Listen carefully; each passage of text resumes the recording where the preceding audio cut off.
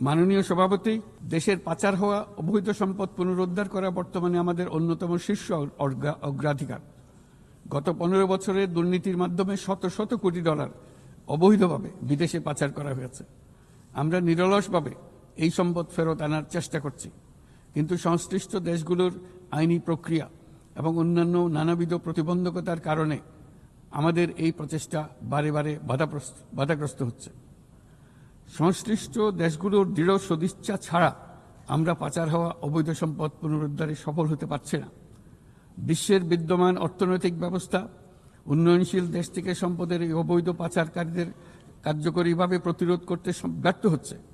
কোনো কোনো ক্ষেত্রে আন্তর্জাতিক আর্থিক প্রতিষ্ঠানগুলোর বিধিবিধানগুলো বিশ্বব্যাপী বিভিন্ন ট্যাক্স হ্যাভেনে বিপুল পরিমাণে অবৈধ অর্থ স্থানান্তরে উৎসাহিত করছে।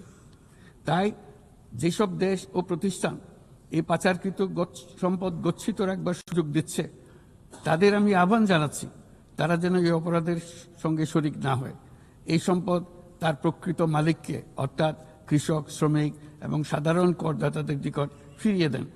আমি উন্নয়নশীল দেশ হতে সম্পদ পাচার রোধে কঠোর আন্তর্জাতিক বিধিবিধান প্রণয়ন এবং এর প্রয়োগ নিশ্চিতের প্রস্তাব করছি।